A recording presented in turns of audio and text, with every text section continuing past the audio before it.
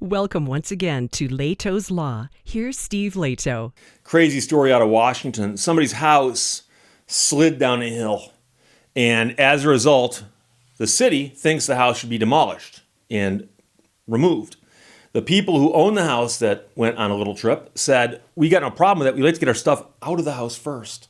And so the parties are now fighting over what to do with the house as it is in the wrong spot. So several people sent this. Fox 13 reported it out of Bellevue, Washington. City of Bellevue sues landslide victims so they can access and demolish the house in question. Bellevue officials and the homeowners are butting heads over the legal action to demolish the house that slid off its foundation in a landslide. And as you can imagine, that would be an utter nightmare. You one day discover, whether you're in the house or not, that changes the perspective a little bit. But either way, your house just slides down a hill. And if you don't own the entire hill, you got problems. So your house moved. Some residents of the surrounding neighborhood have not been able to return to their homes since the landslide occurred a couple weeks ago. The city says the reason is that the house that was pushed from a hillside and it caused the neighborhood to be evacuated is at the heart of the problem. The city's building officials have concluded that the home is structurally unstable and poses dangers to the neighborhood. So the house slid and it's still sitting there kind of intact, but it's not on its foundation anymore. And so now that this house is down here and it's unstable, well, there's a problem around here, and there's probably a problem up here too where the house started out. But people who live near where the house is now, they've got new neighbors, they can't return to their homes, and so the city is saying, look, we need to just demolish this house and do what we can to clean the area up. And yeah, it's going to cost us one house, but what are you going to do? So meanwhile, the people who own the house are pushing back. They're fighting the city's request to demolish the house. And now, here's the thing. It's not like they're saying, we want to leave the house where it is. Like, we've just moved. We now live here. We used to live there. No, they're saying they just want to get their stuff out of the house. And this is something that I'd have to see with my own eyes. I mean, literally be there and poke around a little bit. But in an interview with Fox 13, the family's attorney said that the city has not been willing to let them back into their house simply to grab their belongings before it's demolished. Instead, they've proposed knocking the house down, shoveling it all into a dump truck, and hauling it to a landfill. And presumably, they could poke through the landfill? They might not be allowed to do that. But if you think about what's in your house right now, and if somebody put a bubble over your house and said, kiss it all goodbye, there's a lot of stuff in there. It might be valuable and it might be sentimental. It could be both. And the idea that if you had 5 minutes just to grab some stuff, 5 minutes, and I told you that you get 5 minutes and once you're out, whatever's in the house is gone. You could probably think of a bunch of stuff to grab in 5 minutes that would change the way you feel about the situation. So the attorney says it's so frustrating because the suspicion is the city was responsible for this.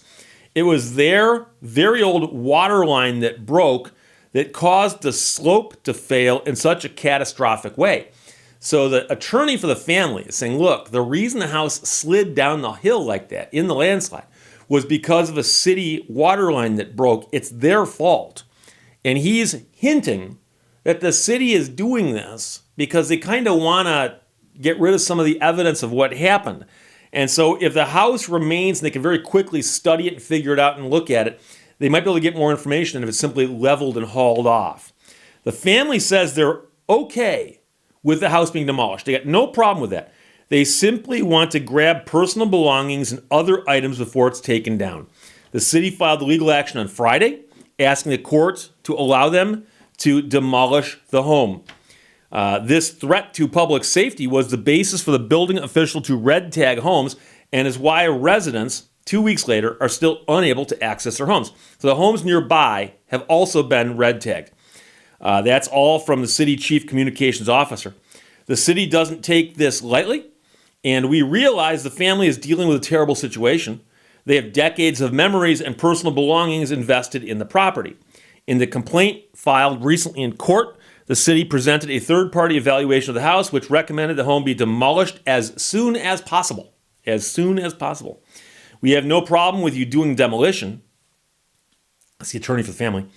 We just want to have a process that lets us work with a demolition company to salvage as much as we can.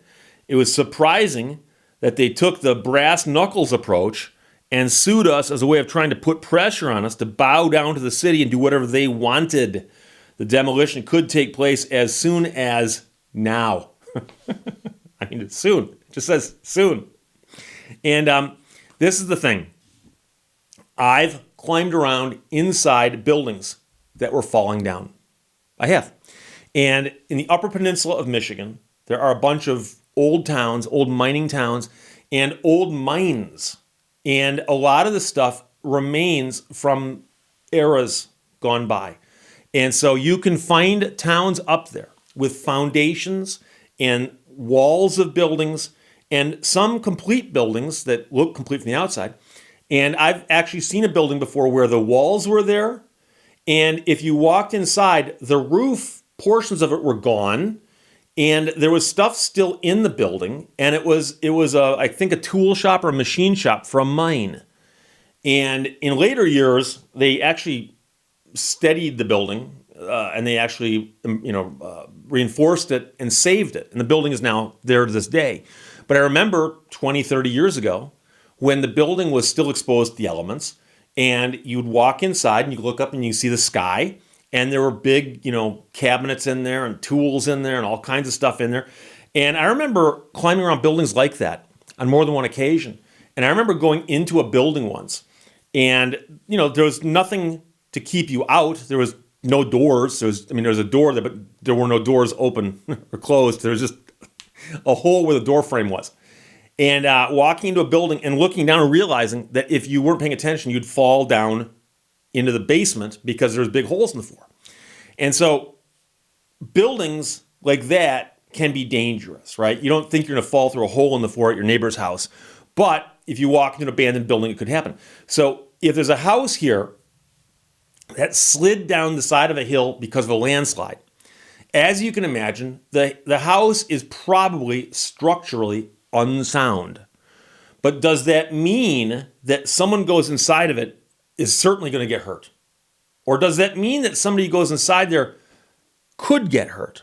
Or does it mean we're erring on the side of safety and it's probably safe, but we just don't know? So what you do is you have the attorneys sit down and write up a release that says, we're going to go into this house and we're going to go in there with somebody who knows what they're doing. And we're going to get in and out of there in some time frame.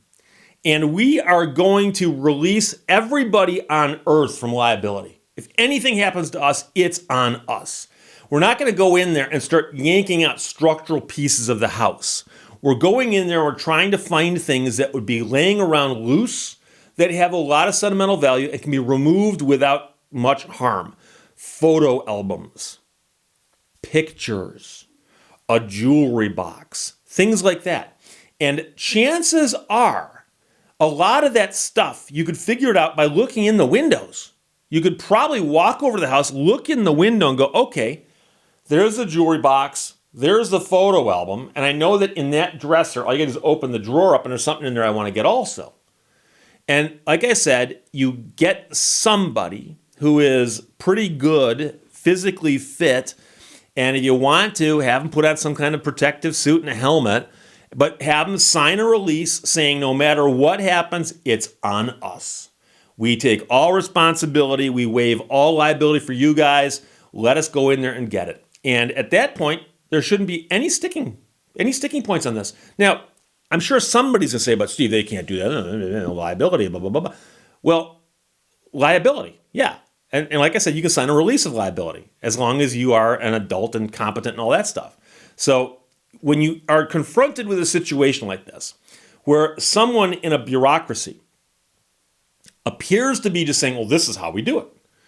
And they go to court and the city's in front of the judge going, well, this is how we do it. To solve the problem, you kind of got to take a look at it and go, okay, what could we do here to alleviate their worries? And also, because the judge doesn't want to sign off on some plan where people are going to die trying to get stuff out of their house. But if somebody said, Your Honor, we can look in this one window frame where the window popped out, there's not even a window there anymore, and we can see what we want to get, it's right there. So we asked for permission for somebody who's going to sign a waiver to climb in the window, walk over, pick up a few things, and walk back out again. Is that big of a deal? Now, I understand what you're saying. You say, but Steve, what about the stuff that's upstairs? What about the stuff that's upstairs and the house is leaning? You may have to draw the line and say, okay, it's got to come off the ground floor. Maybe that's the compromise. I don't know. But the point is that the idea that the house is so structurally unsound that we've got to bulldoze it, shove it in the back of a dump truck, haul it to a landfill, and dump it there like it's some kind of toxic waste. It's a little bit too much. And I am more curious now to know what caused that landslide, because the lawyer seems to think that it's partially caused by something the city did. And by the way, if he's right and the city is somehow at fault here, the city should want to play along with these people in mitigating their damages. Because let's fast forward this and ask ourselves, what happens if they sue the city and they win? Their damages are the house and its contents. So if they're allowed to recover contents from the home, it limits or lessens the damages. And there's stuff in there that you can't replace. Photo albums. That's the best example. If you actually have a photo album with the actual photographs, glued to the pages, pre-digital, put a dollar value on those. And you understand suddenly that you can't very easily. So it's better to save them and not worry about it than it is to say, okay, we lost a photo album that had hundreds of irreplaceable photographs that we did not have backups of because they were paper copies. So that's what I think they should do, but we'll see. City of Bellevue sues landslide victims to access and demolish their home from Fox 13. Nicholas, Sarah, Jacob, Dennis, and Caleb, my West Coast correspondent, sent that. Thanks a lot. Questions or comments, put them below. Let's talk to you later. Bye-bye. Thank you for watching Lehto's Law. What do you call a 5-foot psychic that's escaped from jail? A small medium at large.